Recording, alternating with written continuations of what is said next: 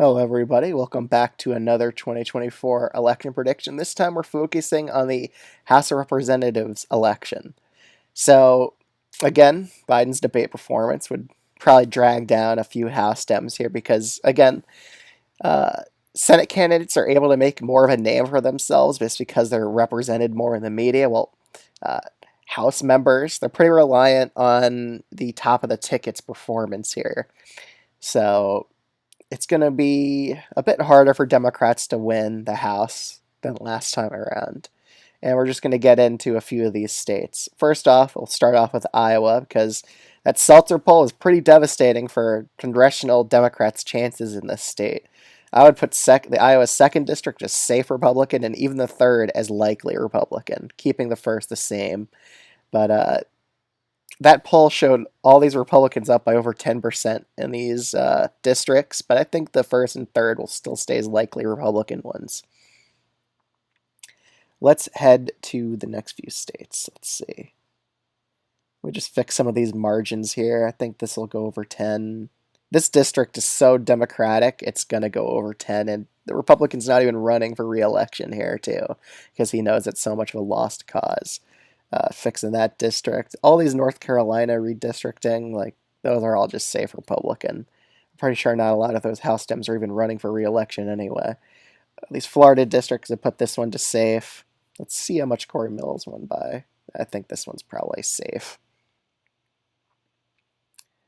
Laurel Lee, it's only a narrow Trump district, but she won by so much. I'm going to keep it as likely, and I'm going to keep this one as likely as well. I agree on the Florida House ratings right here. It's pretty unpredictable here on how much it might shift as more of a Republican state as well. But we'll head to New York next. I think that'll be a good one to focus on.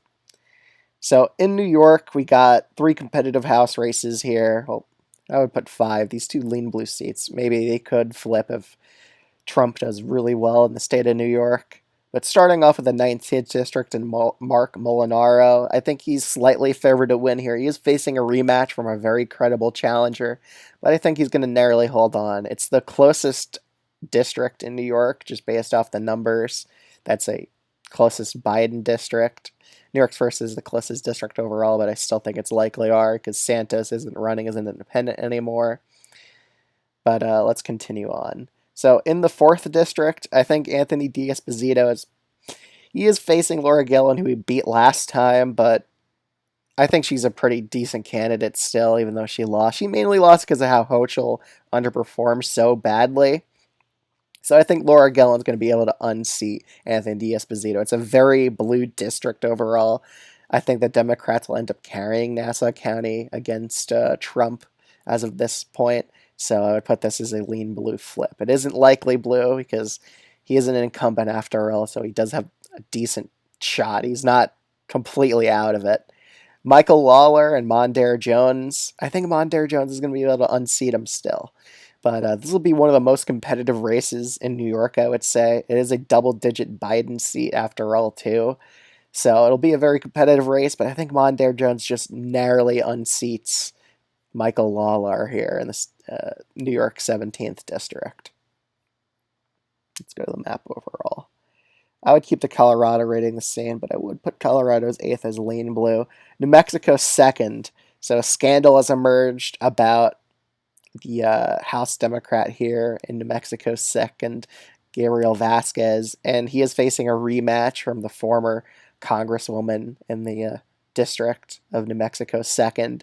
So I'd put this race as only a tilt blue race. It was very close back in 2022. Expected to be very close yet again. In Arizona, I would probably put both these races as tilt Republican seats. I think they'll be very competitive. But currently, Democrats are losing in the state of Arizona, and I think that'll be just enough to help out these 2 Republican congressmen get reelected again. But they'll both be very close races.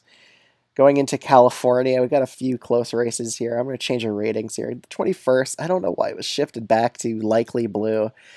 It's a Biden plus 20 district, so I probably would put this as a safe blue seat as of right now. Josh Harder, I agree. It's decent Republican candidate. It's a closer district.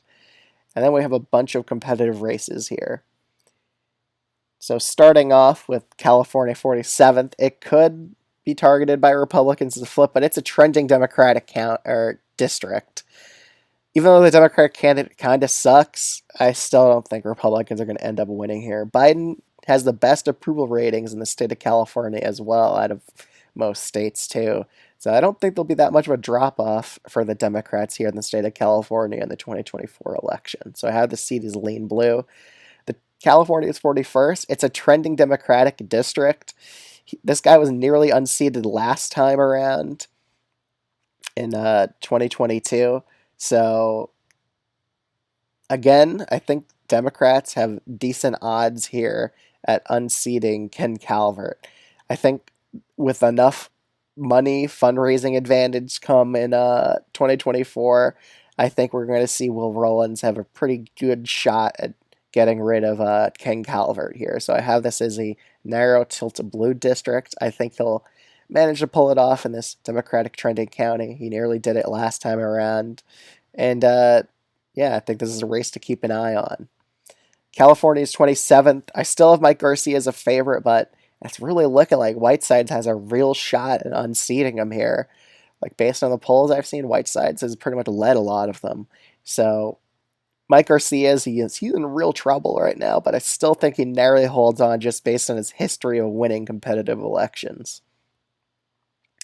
California is 13th and 22nd. I'd probably put these both races as tilt blue ones. Again, it'll be more competitive, but Republicans could end up winning them, even though they're double-digit Biden seats. They do have incumbency advantage, but I think they're just narrowly favored to lose their re-elections here in both these two seats. With the state of Alaska and Mary Patola, I still think she ends up winning here. She has a very good approval rating in the state of Alaska. She's probably one of the blue dog Democrats I have the most confidence in saying she will win here. Moving on to Oregon. Let's change a few of these ratings here. So I would put Oregon's 4th as safe blue. We'll keep an Oregon 6 as about likely. Again, she did underperform the most here in this district compared to the House Dems. Janelle Bynum, she beat Lori Chavez de Rummer before, and I believe in the state legislator Oregon election, she beat her before. So I think Bynum's quite favored to win here. I'd even put this as a lean blue race, honestly. I think she's quite favored to end up unseating a Republican congresswoman in this state, or in this district. It is a likely blue district after all as well. So let's head to Washington next. A lot of internal polls have come out from Marie Perez and Joe Kent showing basically a tied race. But I think that incumbency advantage will really help out Marie Perez in this district. I still think she's the narrow favorite here. I think she did act pretty moderate in Congress as well in this narrow Trump district. So I think she's narrowly favored to win out here against Joe Kent, who's a pretty weak candidate in my opinion. Heading over to Maine 2nd. Again, with Maine 2nd, I believe the Republican candidate doesn't really have much experience here. So I don't really see Jared Golden losing here, but I think it'll be a closer race just because he did come out in favor of an assault weapons ban, so that will hurt him in that gun-friendly district that's pretty rural in the state of Maine. So I have this as a narrow tilt blue district as of right now, but I think he's narrowly favored to win. He's won all those close races last time. I think he'll probably manage to win it again here. With the Nebraska 2nd, Don Bacon, he's in for the fight of his political life again. He's facing that rematch from the Democrat who nearly unseated him last time around. So I have this as only a tilt Republican race. He just wins due to incumbency advantage, in my opinion. In Wisconsin, let's just take a look here. I would shift Wisconsin's first to lean Republican. I do think the Democratic candidate here, he did actually serve in this district. He was a congressman for it for a long time ago. And I do think Democrats will actually put funds into it this time because they actually have a serious candidate running against Brian Steele. Derek Van Orden, he underperformed back in 2022, so I'd also consider this race as a lean Republican race.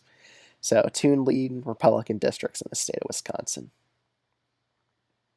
213 to 214, we have a very, very close race. Let's see if there's any other ratings. I would probably, Indiana's first. I would probably put it as likely blue for now. I'd change that rating. Is there any other ratings I would change before I go into any other races? I would keep all of Nevada's ratings the same because Republicans just gave up on targeting these districts. And with the primaries happening here, I don't think any of the Republican candidates are really all that good. Marty O'Donnell, he ended up losing, and I thought he actually would have been a pretty decent candidate for Republicans to run. And uh, I think he was running in Nevada's 3rd district. He would have made the race at least lean blue, but he lost that primary, so I think he actually would have been a pretty solid candidate. But unfortunately for Republicans, they're not trying in these races. I really think they shouldn't because, again, these are just very well gerrymandered districts where the Democrats they did a solid job in gerrymandering them. So it's pretty hard for the Republicans to win here. So that's why they're pretty much giving up on those races, which they should. They don't have a chance there anymore. Going down to North Carolina, their only competitive race here. I would put this as a tilt blue race. Don Davis, he is in a big fight for this district. This will probably determine House control, whoever wins this district. But I have this race still as tilt blue. It'll be a very competitive one overall, though. Let's head to Pennsylvania next. Even though I have Pennsylvania going Republican in 2024, I still think the House Dems are still narrowly favored to hold on here in both of their seats. They won in close elections before. Cartwright even won when Trump won back in 2016. So it's not far-fetched to say he holds on again. 17th, I would even put this as likely blue. The 10th, I think it's about right, keeping it as lean Republican. That Republican incumbent isn't really the best at acting moderate enough to win this district. He's usually a bit more right wing, which will probably hurt him in this Democratic trending district. But I think Cartwright holds on in this Republican trending district. Same with Susan Wild. I think she manages to hold on as well.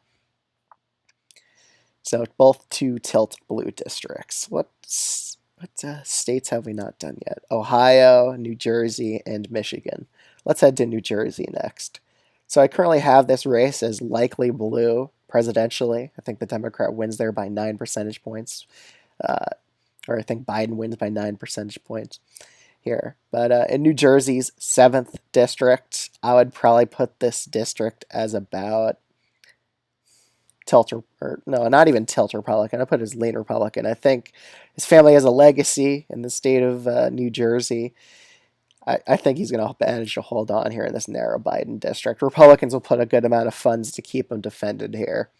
Josh Gottheimer, I think he wins by a safe blue margin. I don't know why it's considering as likely blue right now. They probably use different scales to determine likely states or likely districts. Let's see the next state, Michigan. We've got 2 competitive House districts here, the 7th and the 8th. So far, based on how narrow the 7th was presidentially, I think the Republicans are narrowly favored to win this open House seat. Well, Dan Kildee, he is not running for re-election, which really surprised me. And this will be probably a tilt blue seat, but Republicans could also win this too, especially if they win Michigan presidentially. They could flip that both these districts Republican. So we got a few more districts left. Where are we missing them? In Ohio. So the 9th district with Marcy Kaptur, she's a longtime incumbent, won by a landslide back in 2022, but there isn't a terrible Republican candidate this time. It'll be more competitive than 2022, but I think she's still favored to win here, winning her, I believe, 22nd term for Congress. So I think she manages to hold on yet again. Emilia Sykes, she's a freshman Democrat. This is a narrow Biden district as well. But I still think she's quite favored to win here, but I would only put it as tilt blue for now. I think it'll be one of the more competitive districts. Republicans will invest a lot of money here. But that's just my current take on Ohio. So let's overall take a look at the map. So we have 219 Democrats to the Republicans' 216. So all it takes for Republicans to win here is win a bit of these tilt blue races. And so far, Republicans did about a seat better from the last prediction. And honestly, all it takes is just for them to win a few of these races and they have House control again. So what are my odds for House control? I would put the Democrats at about a 51% chance. Republicans have a 49% chance at winning. So pretty much as close to 50-50 as you can get to it. But I think House Dems are just narrowly favored to retake the majority as of right now. So that's just my take on this House map. Let me know what you think of this video in the comments below. And is there any races you specifically disagree with me on? Let me know. Other than that, if you're new to this channel, I'd highly recommend subscribing if you haven't already. And thanks so much for watching, and I'll see y'all in the next one. Bye.